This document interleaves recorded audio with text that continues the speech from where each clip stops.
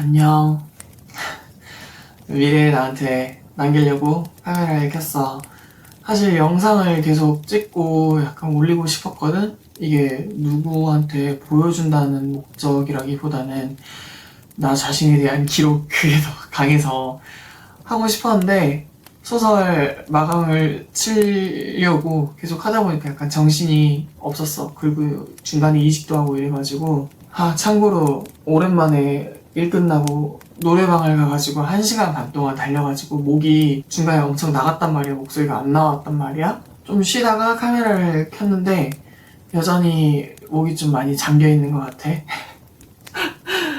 아무튼 이거는 최대한 빠르게 편집해서 올리려고. 한 달에 한 번씩 올리는 건 좀 아닌 것 같아. 그리고 정말 고맙게도 출판사에서 지금 2번째인데 다 이렇게 이해를 해주시더라고. 심지어 시간이 더 필요하면 말하라고 또 하셔가지고 조금 고민했지. 시간을 더 늘릴까 하다가 그냥 10월 5일까지 마감하기로 했어. 계속 아직도 나에 대해 배워가고 있는데 뭔가를 장기적으로 하면 할수록 내가 힘들더라고.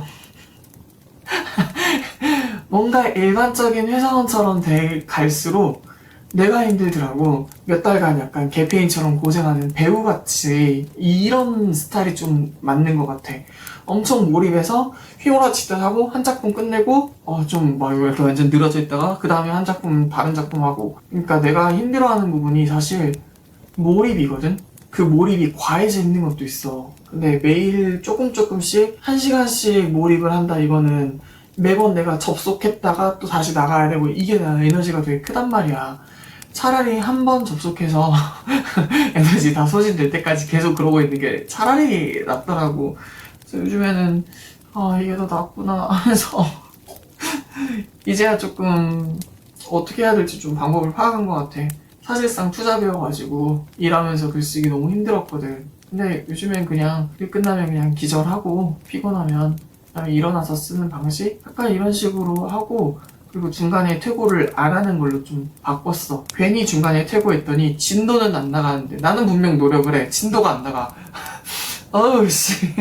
완결 칠 때까지 퇴고 안 하고 그냥 최대한 빠르게 일단은 초고를 쓰고 그 다음에 퇴고하는 방식으로, 그 다음에 맞춤 검사하고 이런 식으로 하려고. 사실 오늘 카메라를 킨 이유는 4주에 대해서 얘기를 하려고 켰다가 일단 근황부터 얘기를 해야 될 것 같아. 영상 텀이 한 달이 넘었나?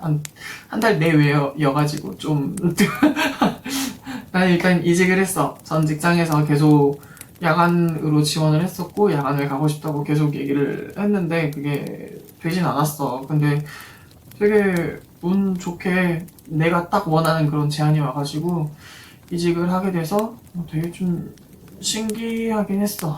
그리고 거기 가서도 약간 안 좋아하지 않을까 이런 생각을 했는데 되게 반겨주고 해서 기분이 많이 묘하더라고.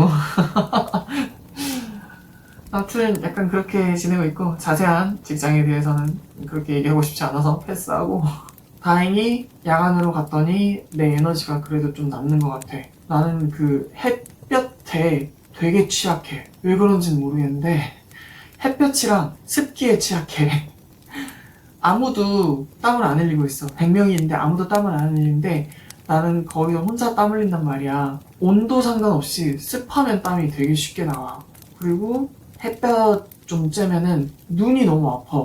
그래서 그 눈이 아픈 것 때문에 퇴근 후에도 계속 영향을 받는다라고 해야 되나? 왜 그런지는 정말 모르겠어. 그러니까 어릴 때부터 좀 그러긴 했는데 나에 대해 더 파악하고 연구하면 할수록 이게 좀 명확해지더라고.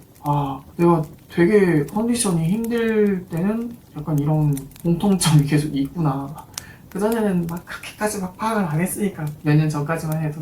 아무튼 그래서 나는 꼭 야간으로 가고 싶었거든. 야간에 일하면 출퇴근에 그렇게 해볼 일은 없고 그 다음에 집에 와서는 나 암막 같은 거 다 봉인해놨단 말이야.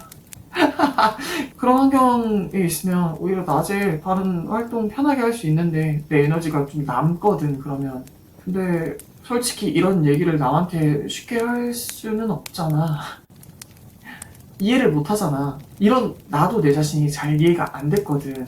내가 HSP라는 것에 대해서 공부하기 전에는 나도 나를 이해를 못했고 보통 대다수 사회생활 하는 사람들 다 그러잖아. 남들 다 하는 거 넌 왜 못해? 다 똑같이 9 to 6 이렇게 일하고 이러는데 너는 왜 못해? 너가 그렇게 대단해? 뭐 이렇게 하는 사람도 있고, 혹은 반대로 넌 아예 개 등신이라서 뭐 이렇게 비난하는 사람도 있고. 근데 사람은 개개인마다 다 다르게 태어나는 거잖아. 옛날하고 다르게 요즘엔 연구 결과도 막 활발하게 있잖아. 야행성인 사람도 있다고. 그래서 누가 뭐라든 나를 이해하는 게 맞는 것 같아. 아무튼 그 HSP에 대해서 엄청 공부하고 나니까 환경에 예민한 사람, 그냥 자극 자체에 예민한 사람, 뭐 여러 가지 이런 조건인데 난 다 해당되더라고. 그래서 그거를 다 읽고 나한테 맞는 환경에 내가 이렇게 좀 해놓으니까 삶이 좀 나아지더라고. 그리고 무엇보다 나를 보호하는 법을 되게 터득한 것 같아. 전 직장에서도 누가 계속 자기 남자친구 뒷담을 까는데 듣고 싶지 않았거든. 예전 같으면 막 그거 다 공감해주고 다 이렇게 했거든. 나도 모르게 그 사람의 얘기에 몰입해서. 근데 그러면 내가 나를 지킬 수가 없어. 그리고 나는 작품을 쓰고 싶어. 난 내 예술을 하고 싶어. 내 에너지는 난 거기에 쓰고 싶어. 그래서 누가 뭔 얘기를 하든 별로 듣고 싶지 않아서 그냥 일심할 때도 있고 구두로 얘기하고 있으면 미안한데 별로 안 듣고 싶어. 그냥 대놓고 이렇게 그냥 난 F지만 쌉티인 것처럼 그렇게 행동할 때도 있고. 근데 그게 맞더라. 나를 보호하는 방법. 이게 필요했었는데 내가 약간 너덜너덜해지기 전까지는, 몸도 마음도 그렇게 되기 전까지는 그거를 되게 몰랐던 것 같아. 그리고 지금 들어간 직장에 나하고 동갑인 친구가 있는데 그 친구는 일할 때도 되게 약간 멋있고 좀 존경하는 부분이 생겼단 말이야. 물론 처음에 약간 서로 맞춰가는 과정에는 좀 이해가 안 됐던 때도 있었는데 몸 아프고 계속 이렇게 되다 보니까 그 친구가 왜 그렇게 했는지 다 이해가 되더라고. 아, 일은 개처럼 해야 된다. 약간 혼자 이런 생각도 하고.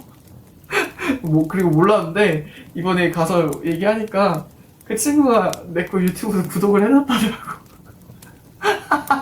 해달라고 말한 적도 없는데. 아무튼 그랬고, 근황은 여기까지. 생각보다 길어진 것 같네.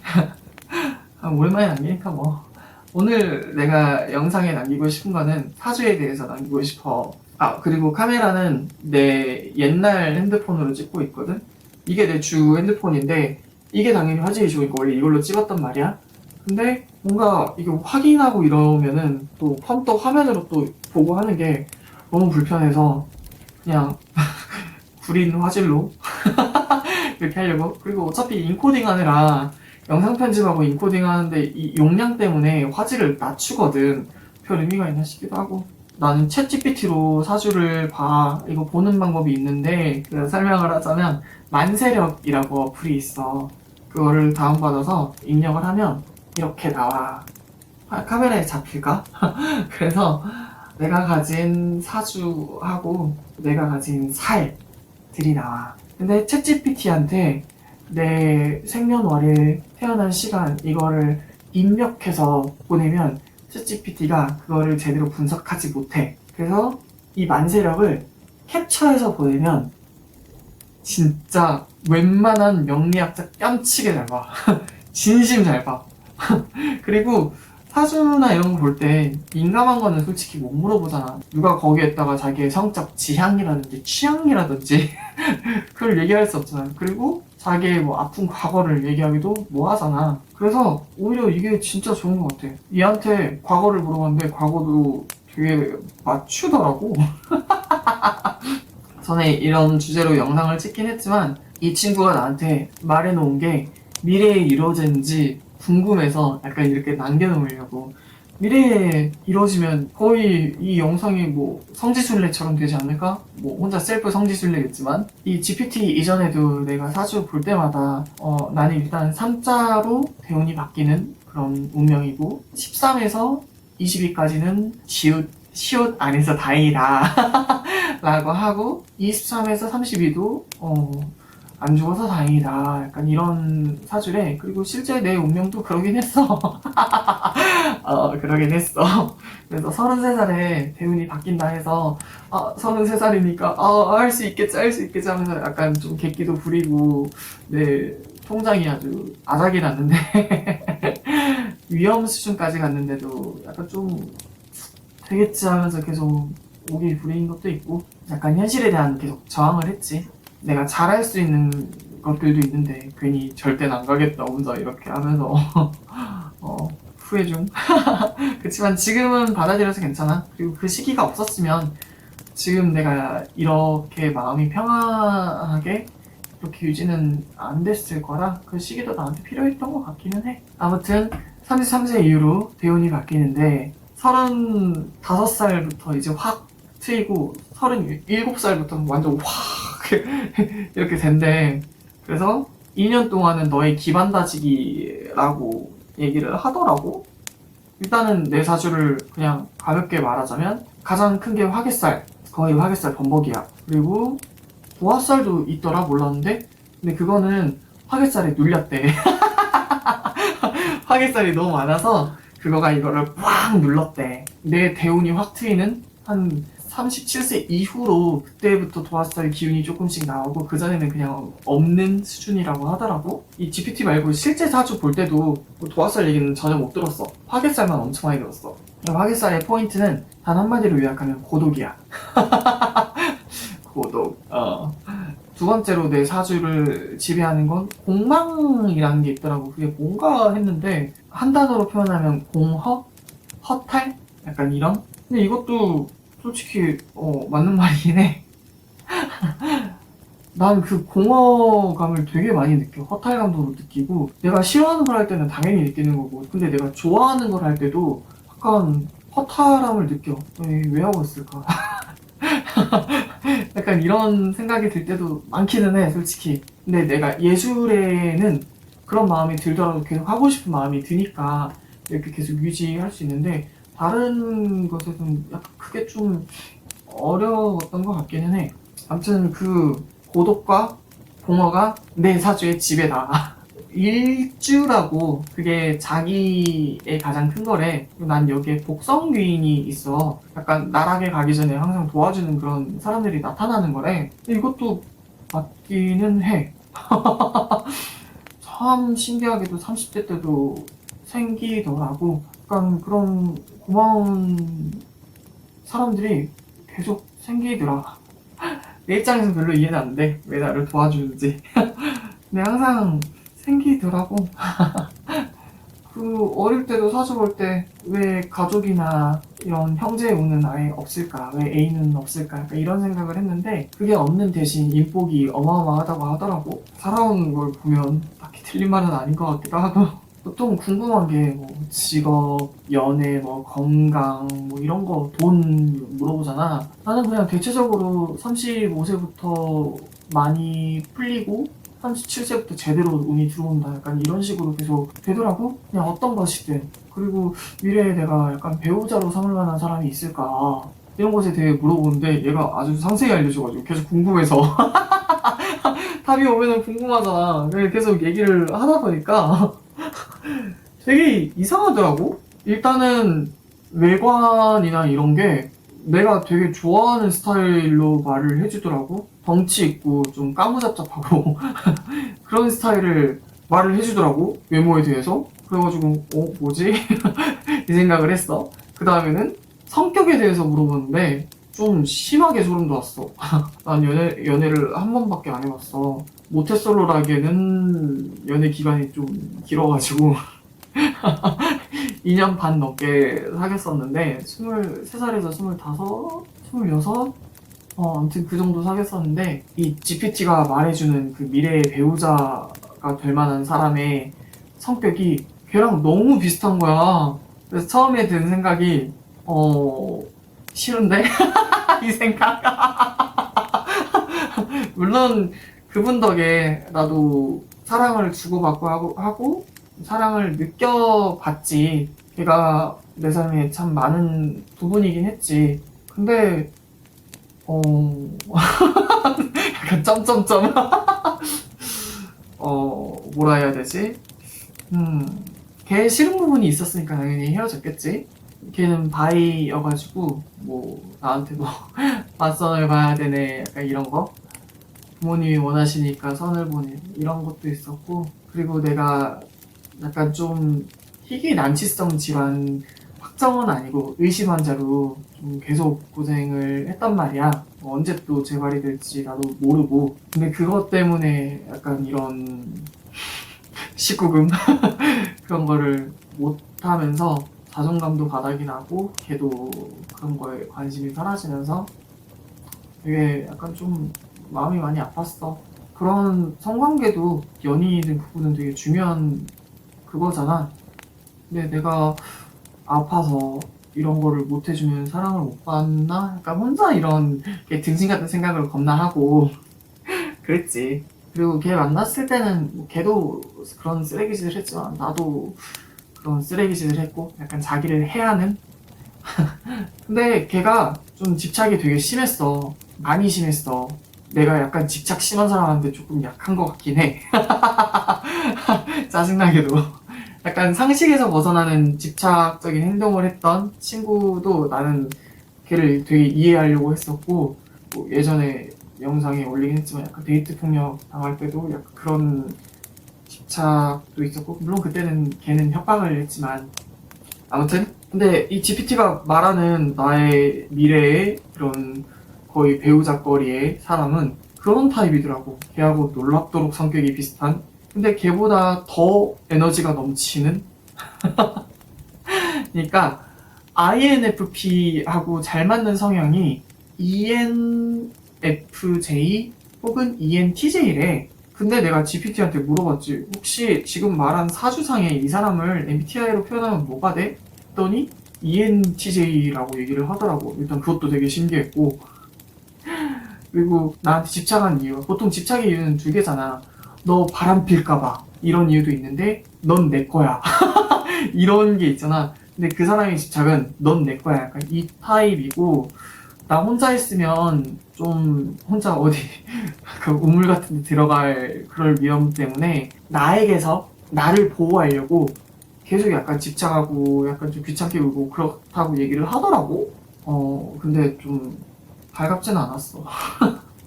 그 전애인이랑 사귈 때 나는 원래 핸드폰을 항상 무음으로 해놨는데 그 무음 상태 때문에 걔 전화를 계속 못 받았더니 진짜 겁나 뭐라 하고 이게 좀 쌓이더니 약간 거의 사람을 털듯이 겁나 뭐라 하더라고. 그 뒤로 나도 질려가지고 진동 모드를 해놓는단 말이야. 근데 이게 습관이 돼가지고 지금도 계속 진동 모드를 하고 있어. 진짜 받을 때까지 60통 넘게 걸었나? 좀 미친놈 같긴 했어 처음부터. 근데 솔직히 말하면 그 미친놈 같은 그 불도저 모습에 끌리긴 했어. 아무튼 그 사주에 나타나는 사람도 비슷한 유형으로 말을 하더라고. 그래서 약간 플래시백처럼 아, 점점점. 그래서 혹시나 내가 난 일주일 정도 너랑 연락 안 하고 아무랑도 연락 안 하고 그냥 집에만 처박혀 있고 싶어. 핸드폰 자체를 보고 싶지 않아. 라고 하면 그 사람은 이해를 해줄까라고 물어봤더니 한 3일 지나면 집에 찾아올 거래. 연락 안부 정도는 해야 된다. 절대 그 사람은 수용하지 않을 거다. 이러는 거야.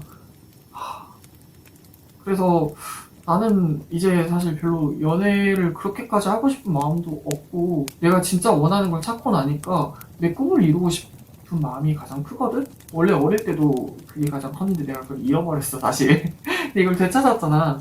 그래서 별로 그런 연애하고 싶은 마음이 없어서 얘기를 했지.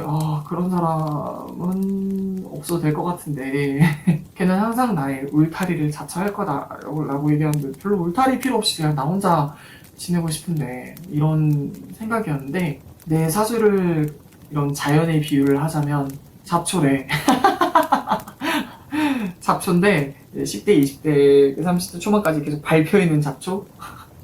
그 이후부터는 이제 밟힌 게 좀 풀리는 거지. 혹은 덩굴이래. 그래서 혼자서는 안 되는 사주라고 하더라고. 내가 원치 않아도 도와주는 조력자나 연인이나 이런 게 생길 거라고 하더라고. 근데 연인은 모르겠고 일단은 조력자는 생기긴 해. 그러니까 내가 부족한 부분은 나도 알고 있지만 GPT가 사주 분석해서 말해준 거에 다 똑같이 나오더라고.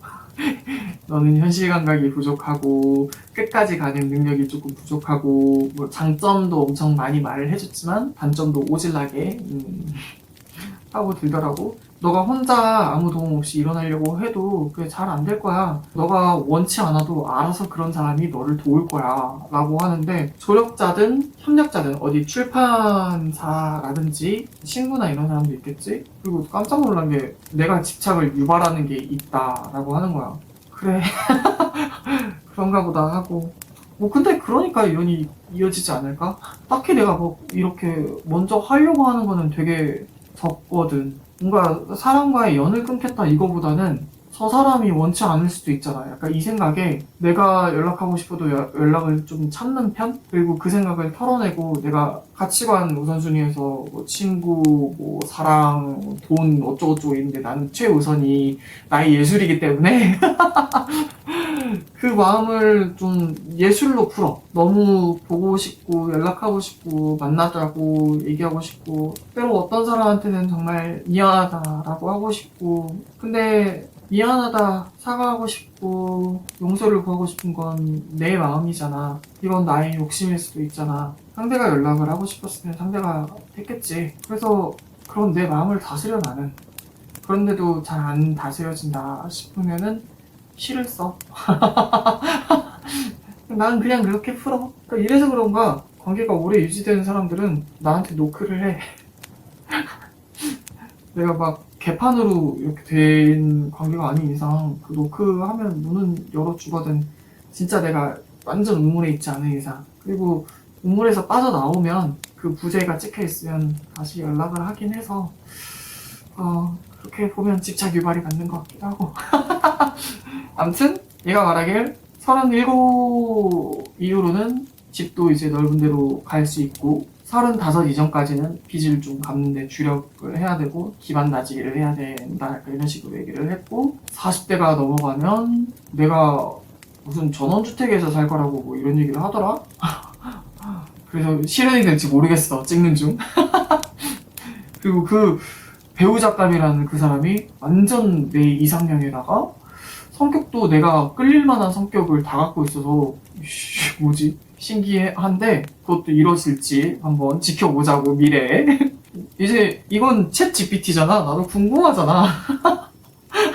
성적인 부분도 걔랑 궁합이 잘 맞을까 물어봤는데 좀 안 맞을 거래. 나는 욕구가 그렇게까지 있지는 않은 것 같거든. 물론 나도 사람이니까 있는데 그렇게 많지는 않아. 그러니까 귀찮음이 더 커.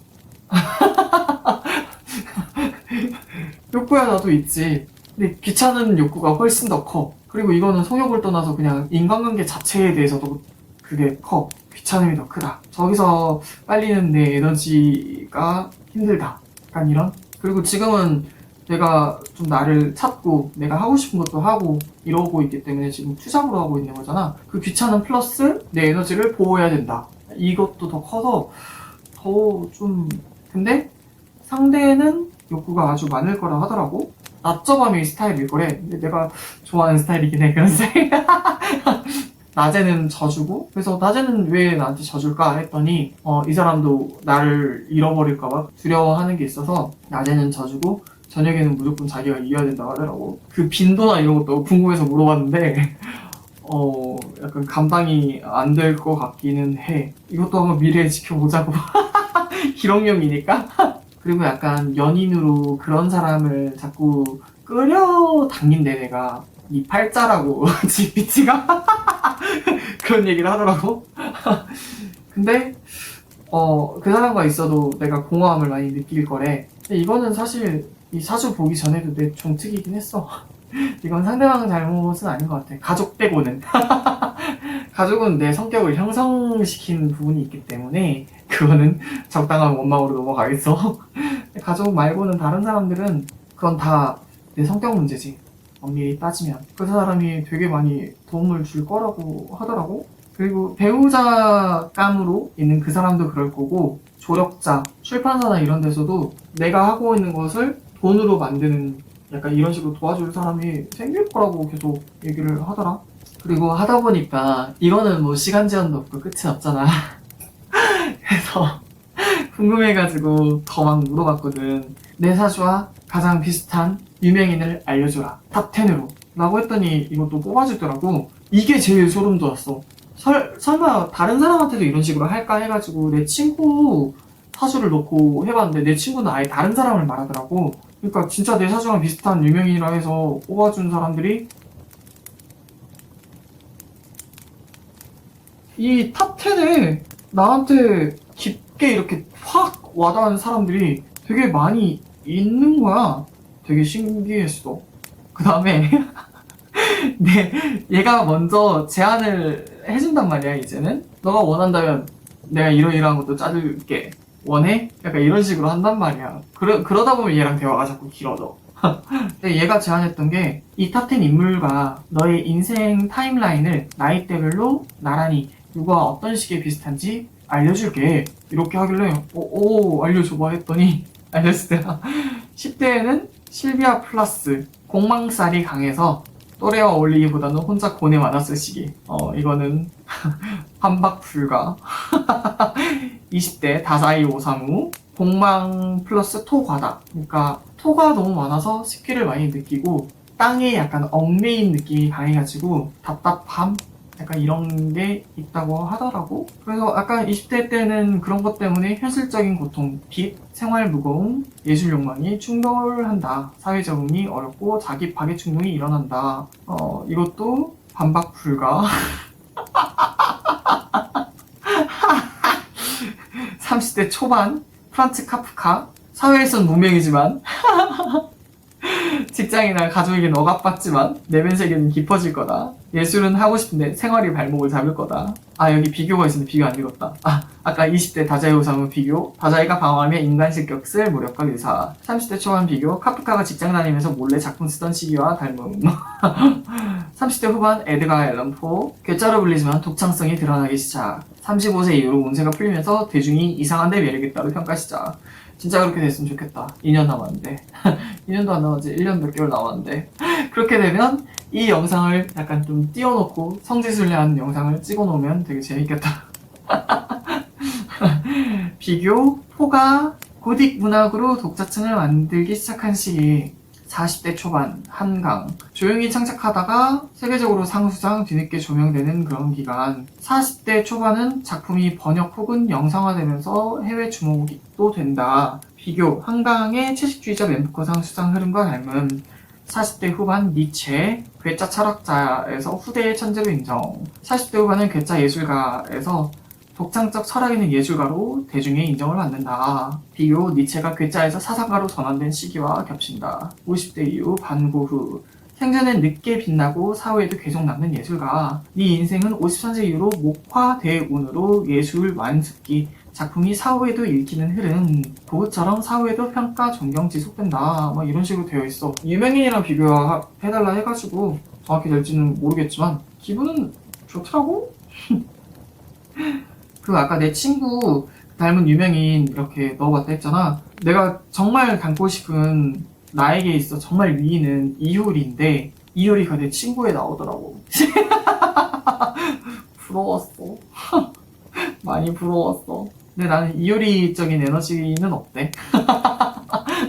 그런 에너지는 없대. 나는 대중적이진 않고 그냥 계속 안으로 파고드는 그런 기질이 강하다고 하더라고. 그런 걸 남겨보고 싶었고, 내가 진짜 내 예술로 좀 부유하게 돈 벌어먹고 살고 이렇게 되냐 라고 물었더니 너는 버는 만큼 다 나갈 것이야.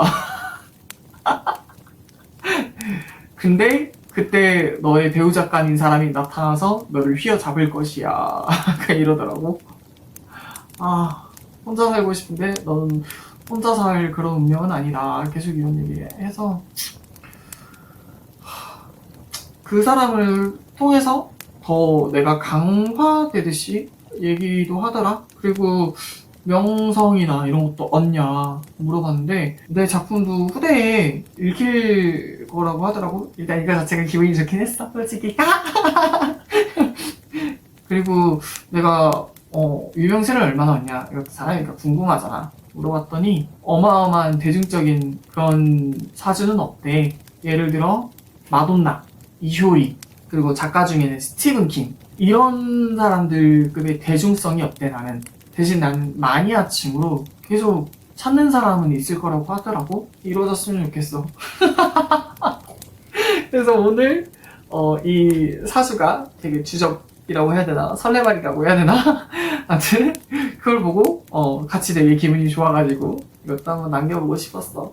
아무튼 오늘은 여기까지. 이거 한번 자르고 오랜만에 영상 찍으니까 그냥 한 번에 찍어 놓으려고. 이거 하고 나서 질문 카드 오랜만에 한번 해보겠어. 컷!